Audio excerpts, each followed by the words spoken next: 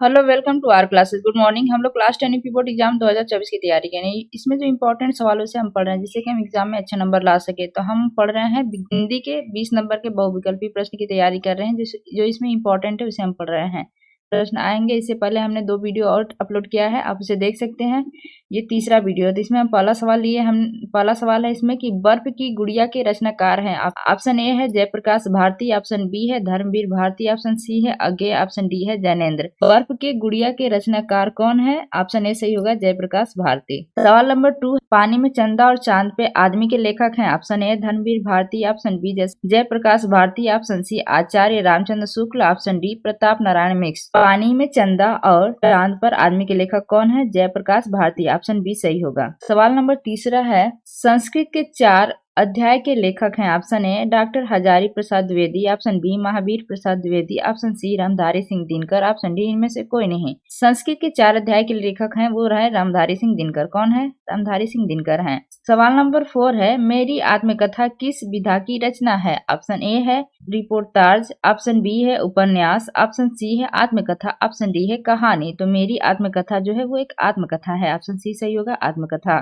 सवाल नंबर 5 है, हिंदी साहित्य में शुक्ल युग की समय सीमा है। ऑप्शन ए है 1900 से 1920 ईस्वी, ऑप्शन बी है 1919 से 1938 ईस्वी, ऑप्शन सी है 1925 से 1940 ईस्वी, ऑप्शन डी है इनमें से कोई नहीं। तो हिंदी साहित्य में जो शुक्ल युग है इसकी सीमा होती है 1919 से 1938 ईस्वी। सवाल नंबर 6 है, अजात शत्रु किस विधा की रचना है? ऑप्शन ए संस्मरण, ऑप्शन बी नाटक, ऑप्शन सी रेखाचित्र, ऑप्शन डी कहानी। तो जो अजात शत्रु वो क्या है? नाटक है, ऑप्शन बी सही होगा, नाटक। सवाल नंबर 7, गुलाब राय द्वारा रचित आत्मकथा कौन सी है? ऑप्शन ए मेरा जीवन प्रवाह, ऑप्शन बी मेरी असफलताएं, ऑप्शन सी नई पौधे, ऑप्शन डी मन की बात। तो गुलाब राय द्वारा रचित आत्मकथा वो है मेरी असफलताएं, ऑप्शन बी सही होगा, मेरी असफलताएं। प्रश्न नंबर 8 है, क्या लिखूं किस विधा की रचना है? ऑप्शन ए नाटक, ऑप्शन बी निबंध, ऑप्शन सी उपन्यास, ऑप्शन डी कहानी है, इसलिए ऑप्शन बी सही होगा, निबंध। सवाल नंबर 9 है, अजंता के लेखक कौन है? ऑप्शन ए है डॉक्टर भगवत शरण उपाध्याय, ऑप्शन बी है जयशंकर प्रसाद, ऑप्शन सी है धर्मवीर भारती, ऑप्शन डी है अज्ञेय। तो अजंता के लेखक जो है वो डॉक्टर भगवत शरण उपाध्याय है, इसलिए ऑप्शन ए सही होगा। सवाल नंबर 10 है, निम्न में से कौन सा नाटक जयशंकर प्रसाद जी का है? ऑप्शन ए प्रतिशोध, ऑप्शन बी ध्रुव स्वामिनी, ऑप्शन डी सिंदूर की होली, ऑप्शन डी इनमें से कोई नहीं। जयशंकर प्रसाद जी का नाटक है ये ध्रुव स्वामिनी है, ऑप्शन बी सही होगा, ध्रुव स्वामिनी। सवाल नंबर 11 है, झूठा सच किस विधा की रचना है? ऑप्शन ए नाटक, ऑप्शन बी कहानी, ऑप्शन सी निबंध, ऑप्शन डी उपन्यास।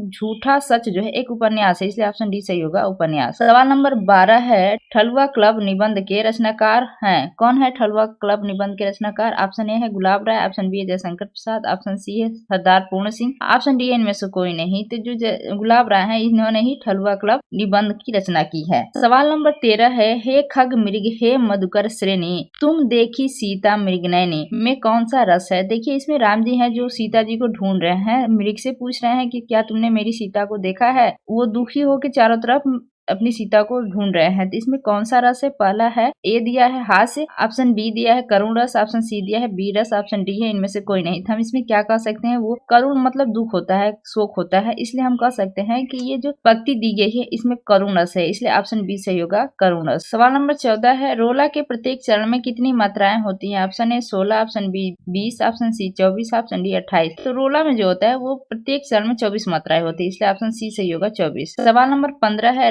राजा रानी में कौन सा समास है? ऑप्शन ए द्वंद, ऑप्शन बी द्विगु, ऑप्शन सी कर्मधारय, ऑप्शन डी बहुब्रीहि। राजा रानी में कौन सा समास है? तो ये होगा आपका द्वंद समास। द्वंद समास में आप देख सकते हैं ना, जैसे कि जहां आपको दिखे कि क्या है और आप इसका विग्रह करें, कोई भी आपको मिले, देखिए राजा रानी लिखा है तो इसको हम राजा और रानी कह सकते हैं। तो यहाँ पे द्विगु में हम क्या होता है, ये बीच में और लगा होता है। कभी भी आप उसका विग्रह करेंगे, जो भी सेंटेंस दिया है उसका विग्रह करेंगे तो यहाँ पे और होगा। ये द्विगु में क्या होता है, इसमें गिनती होता है, गिनना, जैसे अंक 1 1 2 3 4, तो इसके चतुर्थ पंचम ऐसे करके गिनती आएगी, मतलब उसके नंबर का काउंट होगा, तो वो द्विगु समाज हो जाता है। ये कर्मधार जो है इसकी विशेष ये बताता है, मतलब आप कह सकते हैं इसकी विशेषता, कोई भी चीज है उसकी विशेषता बता रहा हो।